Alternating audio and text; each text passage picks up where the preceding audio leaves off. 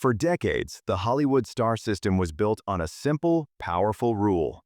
An actor's fame could be directly converted into box office dollars, which gave them the leverage to demand a share of a film's historic profits. But then the streaming era arrived. It didn't ask the stars to change the rules. It replaced the entire game. The shocking truth is that streaming's business model is surgically designed to make movie stars obsolete. By replacing transparent box office scores with secret algorithms, swapping profit sharing for giant flat fees, and prioritizing owned IP over bankable faces, the new system has quietly dismantled the economic and cultural power of the A-list. The stars didn't kill their profession. The architecture of the platform age is doing it for them. To understand how this happened, you need to see the precise mechanics of the old system that streaming dismantled. Let's rewind. Because the power of a movie star was never just about fame. It was a financial engine built on three specific pillars. The traditional star system. For most of Hollywood's modern history, the power of a movie star was not abstract. It was a quantifiable financial engine built on three interconnected pillars. The first was box office draw, the simple premise that an actor's name on the poster could reliably open a film on thousands of screens globally. This draw was measured and validated every weekend, creating a clear public report card of an actor's commercial value. The second pillar was opening weekend leverage. A star's proven ability to drive that initial surge was their primary negotiating chip. It allowed them to command not just multi-million-dollar upfront salaries, but, more importantly, a share of the profits known as backend participation. This was the mechanism that transformed actors from highly paid employees into true financial partners. If a film like Forrest Gump or Titanic became a global phenomenon, the star participated directly in the windfall, creating generational wealth from a single hit. The third pillar was the theatrical window itself. The concentrated public event of a film's release created cultural urgency and a transparent financial record. Everyone, agents, rival studios, the media, could see the numbers. A star's value was publicly verifiable and constantly updated. Streaming did not merely introduce a new screen. It surgically dismantled this entire architecture. By removing the theatrical window as the primary delivery model, it eliminated the transparent box office metric, the leverage derived from it, and, consequently, the traditional path to back-end wealth. The star system's financial foundation was replaced by a new, opaque calculus controlled entirely by the streamers. The money breakdown. The new financial architecture of streaming is built on principles that are fundamentally hostile to the traditional star economy. At its core is a simple transaction, the exchange of leverage for a guaranteed fee. For the actor, the deal is now almost universally structured around a high, fixed, upfront payment. This is the flat fee. It can be an astonishing sum, $20 million, $30 million, sometimes more for the very top tier, to headline a major streaming film. On the surface, it appears to be a fantastic trade. All the money up front, with no risk that the project underperforms. But this guarantee comes at the ultimate cost, the complete forfeiture of back-end participation. An actor can now headline a project that becomes a global sensation, that dominates cultural conversation for weeks, that drives millions of new subscriptions to the platform, and their compensation remains exactly the same as it was the day they signed the contract. The upside is capped. They are a highly paid contractor, not a partner in the asset's success. This model severs the direct financial link between a star's performance and their reward. In the old system, if a Tom Cruise film exploded at the box office, his next deal would be richer, his points would be larger. His success was cumulative. In the streaming system, an actor's value is not determined by how many people watched their last film, but by the opaque internal calculus of the platform. Did the film drive engagement? Did it reduce churn? The star has no access to this data, and therefore no leverage to demand a share of the value they created.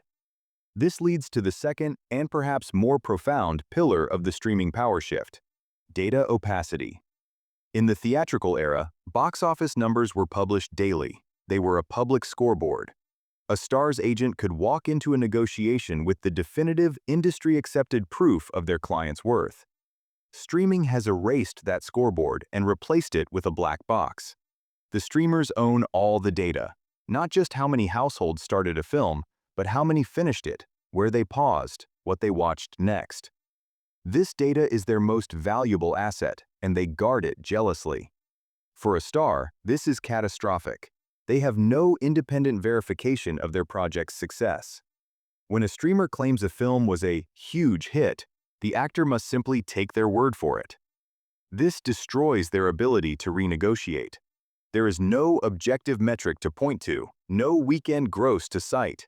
Their negotiating power is entirely dependent on the platform's willingness to share, or strategically withhold, information. This control extends to visibility itself. In the past, a studio's commitment to a star was demonstrated through marketing spend, billboards, TV spots, a global press tour. This investment was both a promotion and a public bet on the star's value. In streaming, visibility is dictated by an algorithm. A star's film might be prominently featured on the homepage one day and buried in the menu the next, based on inscrutable metrics of engagement. The star has no control over this. Their cultural footprint, their connection to the audience, is mediated and controlled by the platform's code. They are no longer the sun around which a marketing campaign orbits. They are one piece of content in an endless, algorithmically sorted library. The third pillar is the centralization of risk and the devaluation of the individual. In the old model, a studio would greenlight a $200 million film largely on the strength of a star's commitment. The star carried the risk. In the streaming model, the platform is not selling tickets to a specific film. It is selling access to an entire library. Therefore, the value is in the library itself, the IP, the franchises, the brand, not in any single star. It is more financially sound for a streamer to spend $300 million on 10 mid-budget films featuring solid actors than to bet the same sum on one star-driven tentpole. The risk is spread, and the dependence on any one personality is minimized. The star has been systematically reclassified from a unique, bankable asset to a high-cost component. They are a talent element in a production plan, a supplier of a service. The power, the data, the distribution, the direct relationship with the consumer, the ownership of the eternal digital copy rests entirely with the platform. The result is a quiet but total inversion of the Hollywood power dynamic. The star system was built on transparency, leverage, and shared success. The streaming system is built on opacity, fixed costs, and centralized control. The actor gets a guaranteed check, but surrenders any claim to the future value of their work. They have traded enduring power for temporary convenience, and the architecture of their entire profession has been rewritten in the process. The decision point. The migration of A-list talent to streaming platforms was not an accident. It was a series of rational, individual decisions that made perfect sense in the moment, but have had catastrophic collective consequences for star power. Actors looked at the new model and saw compelling immediate advantages. The first and most powerful was guaranteed money. In an industry defined by uncertainty, the offer of a massive, fixed fee, $20 million for a few months of work, with no worry about the film's eventual performance, was intellectually and financially seductive. It de-risked their income in a way the theatrical model never could. Second was the appeal of shorter, more contained production schedules. Big studio tentpoles often require 6-month shoots, grueling global press tours, and years of franchise commitment. A streaming film, by contrast, could often be completed in a single, concentrated block, offering greater lifestyle predictability and the freedom to pursue other projects more quickly. Third was the promise of instant, borderless global exposure. A film on a major platform like Netflix or Amazon Prime Video would appear simultaneously in over 190 countries, bypassing the staggered international rollout of theatrical releases. For an actor, this meant their work could achieve a worldwide footprint overnight, a potent allure for building a global brand. However, this was a classic systemic trade. Actors exchanged long-term, career-defining leverage for short-term convenience. They took the guaranteed cash but surrendered their claim to back-end profits.